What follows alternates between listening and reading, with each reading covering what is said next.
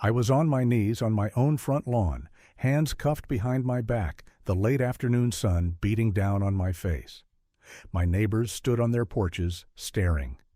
2 police officers loomed over me, their expressions stern and professional. And from somewhere behind me, I heard it. Laughter. My wife's laughter, high and bright, echoing across our quiet suburban street, like this was all some hilarious joke. Maybe to her it was. But as I knelt there, feeling the metal dig into my wrists while strangers recorded me on their phones, I realized something with perfect clarity. This marriage was over. Right here, right now, on this perfectly manicured lawn I had mowed just yesterday. The thought was not angry or sad. It was simply true. And for the first time in years, I felt absolutely certain about something. Before I tell you how 7 years of marriage collapsed in a single afternoon, let me know where you are watching from. Hit that like button if you believe some boundaries should never be crossed, no matter how long you have been together. And subscribe because I am going to walk you through exactly how I took back my dignity after being humiliated in front of my entire neighborhood. This is not about revenge. This is about learning to respect yourself enough to walk away. Now let me take you back to the morning of that day. The alarm went off at 6:15, just like every weekday morning. Sunlight filtered through the curtains of our bedroom in our little house on the outskirts of Portland. Amber was still asleep beside me, her blonde hair fanned out across her pillow, one hand tucked under her cheek. 7 years, married 3 years in this house. I was a software engineer, worked remotely, and life was comfortable, stable. Or so I thought every single morning when I woke up next to her. I slipped out of bed, quietly padded downstairs to the kitchen. The house smelled faintly of the vanilla candle Amber had burned the night before. I started the coffee maker, dropped 2 slices of bread into the toaster, and stood at the window looking out at our backyard. The grass was emerald green, freshly cut. I had spent 2 hours on it the previous Saturday, making sure every stripe was perfect. Our neighbors, the Pattersons, had complimented it when I saw them getting their mail. At 7 o'clock, Amber came downstairs wearing her oversized sleep shirt and fuzzy socks. She wrapped her arms around me from behind, rested her chin on my shoulder. "Morning, handsome," she murmured. We talked about nothing important. The weather, whether we needed milk, what we might do that weekend. Then she said it casual as anything. "I have a surprise for you this afternoon." I turned to look at her, one eyebrow raised. "What kind of surprise?" "The good kind, or the kind where you dye your hair purple without telling me." She laughed, swatted my arm. "You will see. It will be fun, I promise." We made breakfast together. Scrambled eggs, crispy bacon, orange juice in the glasses we got as wedding gifts. Amber hummed along to pop songs playing from her phone, slightly off-key, like always. I watched her crack eggs into the bull tongue poking out in concentration and felt that familiar warmth. This was my life. Simple, peaceful, no drama, no huge fights. Just us making breakfast on a Wednesday morning. I had no idea that in less than 8 hours, everything would shatter. But as I sat at my desk later that morning, laptop open trying to focus on code, my mind kept drifting back to her words. A surprise. And with that thought came others. Memories I had been pushing aside for months. Years, maybe. A year ago, Amber had sent me a photo while I was in the middle of an online meeting with my team. The image showed our brand new television, the 65-inch screen I had saved up for months to buy, apparently smashed to pieces. Glass everywhere. The screen cracked into a spider web of black lines. My heart had dropped into my stomach. I had excused myself from the meeting, called her immediately. "What happened? Are you okay? Did someone break in?" She had laughed. Actually laughed. "Gotcha. I found that picture online. The TV is fine, baby. I just wanted to see your reaction." I remember sitting there, phone pressed to my ear, not knowing whether to be relieved or angry. I had chosen relieved. Back then. 6 months ago, she posted on Facebook that I had been fired from my job. Just posted it no warning, like it was news she needed to share with the world. My phone exploded. My mother called from Arizona crying, asking if we needed money. My brother sent a long text about job openings in his city. Friends reached out with sympathy and offers to help. I spent 3 hours that day explaining to everyone that, no, I had not been fired. Yes, I still had my job. My wife had made a mistake. When I confronted Amber, she shrugged. I just wanted to see how many people really care about you. Turns out a lot of them do. You should feel good about that. I had not felt good. I had felt humiliated, and I had told her clearly that she could not do things like that anymore. She had promised. Okay, I will be more mature. I get it. 3 months ago, she disappeared for 2 hours without answering her phone. I had driven around the city looking for her, my mind spinning through worst-case scenarios. Car accident, mugging, hospital. I found her at a coffee shop with her friend Nina, both of them giggling over iced lattes. Where have you been? Why did you not answer your phone? She had looked at me like I was overreacting. I wanted to see how worried you would get. Turns out very worried. It is kind of sweet, actually. That night we had our first real fight. I told her this pattern had to stop. She could not keep treating my feelings like a game. She had cried, apologized, sworn she would grow up. She was only 29, she said. Still learning how to be a good wife. I had believed her because I loved her. Because 7 years together meant something. Because you do not just throw away a marriage over pranks, right? Sitting at my desk, staring at my screen without really seeing it, I realized something uncomfortable. Amber had never actually changed. She had just gotten better at spacing out her jokes, so I would forgive her each time. At 12:30, I went downstairs for lunch. Amber was not home. She worked in marketing for a small firm downtown, but today was her day off. I found a note stuck to the refrigerator with a magnet shaped like a flamingo. Gone to grocery store. Surprise coming soon, with a winking emoji drawn in purple pen. I made myself a turkey sandwich, ate it standing at the counter, looking out the window at our empty street. Something felt off. I could not name it, but it sat in my chest like a stone. I checked my phone. No response to the text I had sent her that morning. I tried not to think about the last time she went silent, tried not to let old anxiety creep in. She was just shopping, running errands, being normal. Everything was fine. By 2 o'clock, I had a meeting with my team. Video call. I sat in my home office, half listening to my coworker talk about server issues, half wondering where Amber was. Still no text back. At 3:30, the meeting ended. I checked my phone again. Nothing. I called her. She answered on the third ring, her voice bright and cheerful. Hey, babe, what is up? Where are you? You have been gone for hours. Just finishing up some stuff. I will be home soon. Make sure the front door is unlocked, okay? I have my hands full. Relief washed through me. See, I was worrying for nothing. Okay, do you need help carrying groceries? No, I have got it. Just keep the door unlocked. And Derek, yeah? Get ready for your surprise. She hung up. I went downstairs, unlocked the front door like she asked, and went back to my office. 15 minutes, I figured. Maybe 20.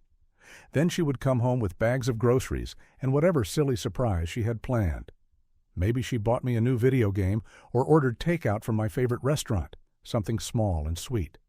That was what I told myself. That was what I wanted to believe. I had no idea that the surprise would arrive in a police car. The doorbell rang at 3:45.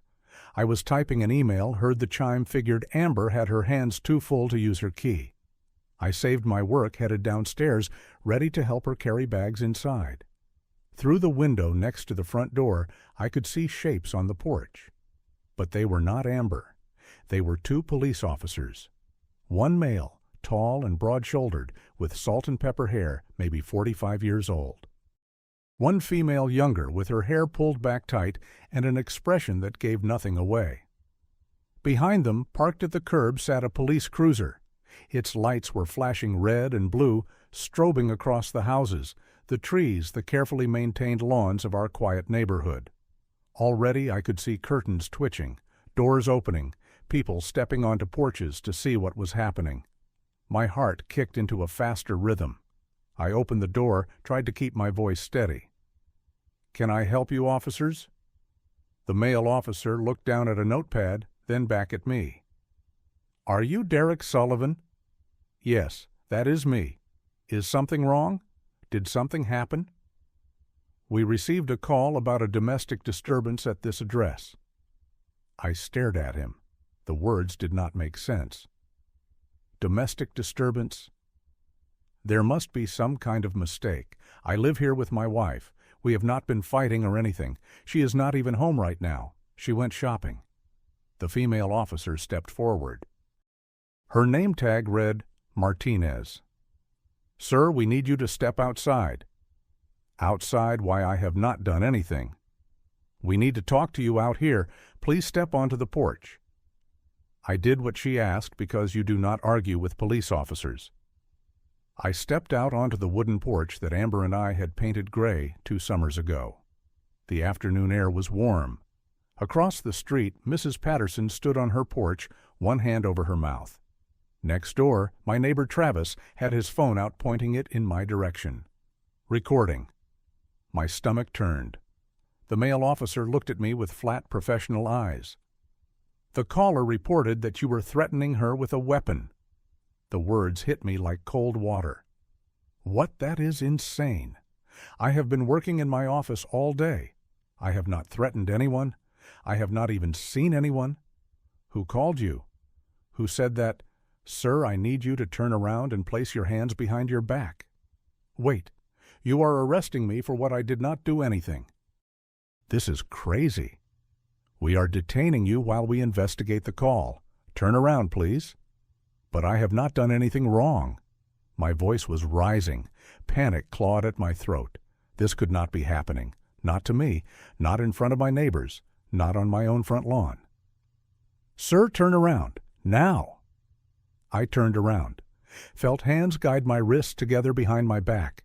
Felt the cold bite of metal handcuffs clicking shut around my wrists, tight enough that I knew they would leave marks. Officer Martinez said something about staying calm and cooperating, but I barely heard her. All I could hear was the rushing of blood in my ears. All I could see in my peripheral vision were my neighbors watching. Mrs. Patterson had her phone out now, too. Travis was definitely filming. My face burned with shame. "This is a mistake," I said, quieter now. "Please, I have not done anything." "That is what we are here to figure out, sir." Then I heard it, the sound of a car engine, tires on pavement. I turned my head as much as I could and saw Amber's silver Honda Civic pulling into our driveway right behind the police car. She parked, turned off the engine, and got out. She was wearing a yellow sundress and sandals, her hair pulled into a ponytail. In her hands was a single shopping bag from Target. For a second, she just stood there looking at me, at the officers, at the handcuffs on my wrists. And then her face changed. Not to horror, not to confusion, to amusement. Her mouth twitched, her eyes lit up. And then she laughed, not a polite chuckle or a nervous giggle. A full, loud, delighted laugh. The kind of laugh you let out when something is the funniest thing you have ever seen. I looked at her, really looked at her, and in that moment something inside me went cold and still. She walked toward us, still laughing, one hand pressed to her stomach like she could not contain it. "Oh my God, Derek, you should see your face right now." I said nothing, just stared at her. She turned to the officers, grinning wide. "Officers, I am so sorry. This is just a prank. I called you. I am his wife." Officer Martinez's expression went from professional to stone cold.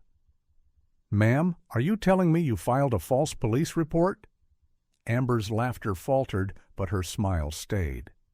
"I mean, yeah, but it is just a joke. I wanted to surprise my husband. You know, for fun." The male officer stepped forward, and his voice was hard as iron. "This is not funny, ma'am.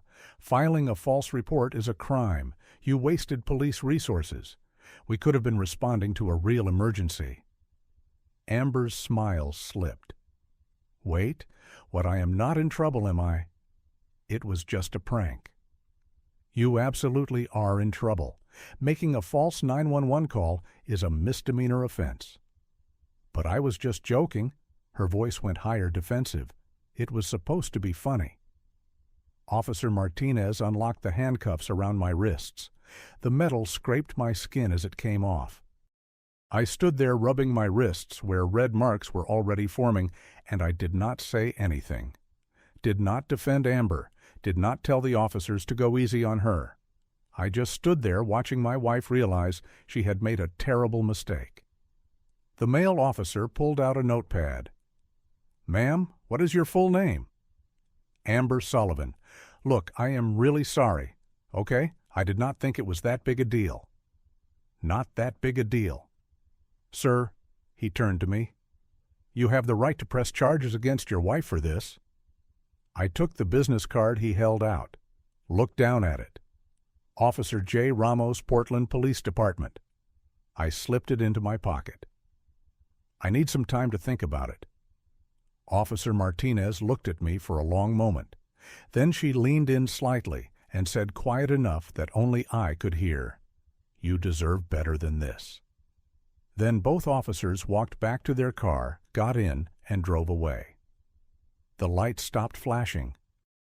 The street went quiet again, except it was not really quiet because every single person on the block was still watching. Amber turned to me, her face pale now, the laughter completely gone. "Baby, I'm so sorry. I did not think they would actually handcuff you." I looked at her. This woman I had married 7 years ago. This woman who had just called the police on me as a joke, who had watched me kneel on the grass in handcuffs and laughed. Actually laughed. I turned and walked into the house without saying a word. "Derek, please. It was supposed to be funny." She followed me inside, her voice climbing higher with every word. "Derek, talk to me." I walked up the stairs, went into our bedroom, and closed the door behind me. I heard her knock, heard her voice through the wood. "Please talk to me. I am sorry. I did not mean for it to go like that." I did not answer. I sat down on the edge of the bed, pulled out my laptop, and opened it. My hands were shaking. I searched for 3 things: how to file for divorce in Oregon, how to press charges for filing a false police report, and divorce attorneys near me. Outside, Amber kept knocking, kept calling my name. But I did not open the door. I just kept reading, kept taking notes, kept making a plan. Because there are some lines you do not cross. And she had not just crossed it, she had obliterated it, in front of the entire neighborhood, on camera, while laughing. And as I sat there reading about no-fault divorces and attorney fees and waiting periods, one thought repeated in my mind like a drumbeat. This marriage is over. I did not sleep that night. I stayed in the bedroom with the door locked, while Amber eventually gave up knocking and went downstairs. I heard the television turn on around 8 o'clock, heard her moving around in the kitchen later. But I did not go down. I just sat on the bed with my laptop reading, learning, planning. By midnight, I had a list of 3 divorce attorneys with good reviews. I had read Oregon's divorce laws front to back. I knew what filing a false police report meant legally. I knew what I was going to do. And when the sun came up at 5:30 the next morning, I got dressed, grabbed my wallet and keys, and left the house before Amber woke up. She was asleep on the couch, still wearing her yellow dress from yesterday, her face puffy and blotchy from crying. I looked at her for exactly 2 seconds. Then I walked out the door. I drove to a coffee shop across town, ordered a black coffee I did not drink, and at 7 o'clock sharp I called the first attorney on my list, James Brennan. His secretary answered. I explained I needed a consultation as soon as possible, and she told me he had an opening at 8:30. I took it. James Brennan's office was small but professional. Dark wood furniture framed law degrees on the walls, a window that looked out onto a parking lot. He was about 50 years old with gray hair and sharp eyes, and he shook my hand firmly before gesturing for me to sit. I told him everything: the prank, the history of pranks, the handcuffs, the laughter. He listened without interrupting, occasionally jotting notes on a legal pad. When I finished, he leaned back in his chair. "You have clear grounds for divorce. Oregon is a no-fault state, which means you do not need to prove wrongdoing. You just need to show the marriage is irretrievably broken. Based on what you have told me, that will not be hard." He explained the process: filing a petition, serving papers, a mandatory 90-day waiting period before the divorce could be finalized, division of assets and debts. His retainer fee was $3,000. I did not hesitate. I pulled out my credit card and paid it right there. He told me he would have the papers ready by the next afternoon. I thanked him, shook his hand again, and left. My next stop was the police station. I asked for Officer Martinez. She came out to the lobby, recognized me immediately, and led me to a small room with a table and 2 chairs. I sat down across from her. "I want to press charges against my wife for filing a false police report." She looked at me steadily. "Are you sure about this? She is your wife?" "I am sure what she did was wrong. There should be consequences." She nodded slowly. "Okay, I will need you to make a formal statement." I spent the next hour writing everything down. She told me the report would go to the district attorney's office. They would decide whether to prosecute. I signed the paperwork, thanked her, and drove home. It was 11 o'clock in the morning. I had been gone for over 5 hours. And when I walked through the front door, Amber was sitting at the kitchen table in her pajamas, her eyes red and swollen. She looked up when she saw me. "Derek, where have you been? I was so worried." I set my keys on the counter. I went to see a lawyer. Silence. She stared at me. "A lawyer? What kind of lawyer?" "A divorce lawyer?" The color drained from her face. "You're joking. This is payback for yesterday, right? You're pranking me back." "No, Amber, I am not joking. I do not joke about serious things. Unlike you." I reached into my pocket, pulled out James Brennan's business card, and set it on the table in front of her. "My attorney will be serving you with divorce papers tomorrow." "Derek, no, please. It was just a prank. I am sorry. I am so sorry." "You are always sorry, but you always do it again anyway." She stood up, reached for my hands. I stepped back. "Please, we can fix this. We can go to therapy. I will change. I will be better." I shook my head. "Do you know what it felt like being handcuffed on my own lawn while my neighbors watched? While you laughed, I know it was wrong. I was not thinking." "You are never thinking. A year ago, you made me think our TV was destroyed. 6 months ago, you told everyone I was fired. 3 months ago, you disappeared and made me drive around the city looking for you. Every single time I asked you to stop. Every single time you promised you would. And every single time you lied." Tears ran down her face. "I will change this time. I promise. I love you." "I loved you too. But love is not enough when there is no respect. And you do not respect me, Amber. Maybe you never did." "That is not true." "Then why did you laugh yesterday? Why was humiliating me funny to you?" She had no answer, just stood there crying. I took a breath. "I went to the police station this morning, too." Her head snapped up. "What?" "I pressed charges against you for filing a false police report." Her face went white. "You did what?" "You broke the law, Amber. There are consequences for that." "You are ruining my life over a joke." "No, you ruined your own life by thinking humiliating your husband was funny." "I am done being your punchline." I walked past her, went upstairs, and packed a suitcase, clothes, toiletries, my laptop. When I came back downstairs with the suitcase in hand, she was standing in the hallway, blocking my path. Please do not go. The house is in both our names. My lawyer will handle dividing the assets. Derek, please. I stepped around her, opened the front door, and walked out. Got in my car, drove to a hotel on the other side of town. And for the first time in 24 hours, I felt like I could breathe. The next day, a process server showed up at our house and handed Amber the divorce papers. I got a text from James confirming it was done. Amber called me 17 times that afternoon. I did not answer. She sent text after text. Apologies, promises, begging. I did not respond. 2 weeks later, the district attorney's office decided to prosecute her. She had to go to court.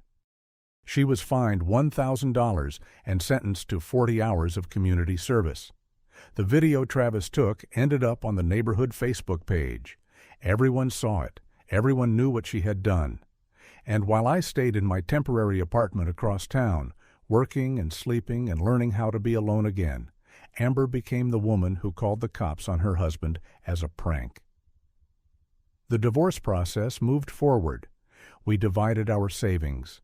She had to pay her own legal fees, plus the fine, so she got less than half. We put the house up for sale. It sold in 3 weeks. We split the profit and signed the papers. People asked me if I felt guilty, if I thought I was being too harsh, if maybe I should have given her another chance. The answer was always no. For the first time in years, I felt light. 3 months later, the divorce was almost finalized. I had moved into a new apartment smaller than the house, but mine. Clean, quiet, no surprises waiting for me. I started going to the gym again, started seeing old friends I had drifted away from because Amber never liked them, started remembering what it felt like to live without waiting for the other shoe to drop. Amber tried to reach out a few more times in those first weeks. Long emails about how sorry she was, how she had learned her lesson, how she wished she could go back and change everything. I never responded. Eventually, the messages stopped. I heard through mutual friends that she moved back in with her parents in Seattle. I hoped for her sake that she learned something from all this, but that was not my responsibility anymore. One Sunday morning, I sat in a coffee shop with a book I had been meaning to read for months. Sunlight poured through the windows. People came and went, talking and laughing, and I realized something. I was not angry, not bitter, not sad, just free. Free from waiting for the next joke. Free from explaining to people that my wife did not mean it. Free from pretending that disrespect was love. I thought about my mom, who had told me once when I was young that love without respect is not really love at all. I had not understood what she meant back then. I understood now. You can love someone with your whole heart and still know you need to walk away. Because some boundaries once crossed cannot be uncrossed. And when someone makes you the punchline of their joke, when they laugh while you are being humiliated, they are telling you exactly how much they value you. I just wish I had listened sooner. But I listened eventually. And that was what mattered. I pressed charges. I filed for divorce. I walked away. Not because I wanted revenge, not because I stopped caring, but because I finally learned to care about myself more than I cared about saving a marriage that was already broken. So let me ask you something. Have you ever stayed in a relationship longer than you should have because you were scared of starting over? Have you ever let someone cross a line because you did not want to be alone? Drop a comment below and let me know. Hit that like button if this story resonated with you. Subscribe for more real stories about finding your self-respect when everything falls apart. And share this with someone who might need to hear it, because sometimes the kindest thing you can do for someone is let them face the consequences of their actions. That is not revenge. That is respect. Respect for them and respect for yourself. Thank you for listening to my story. I hope it helps someone out there find the courage to choose themselves. Take care of yourselves. You deserve to be treated with dignity. Never forget that.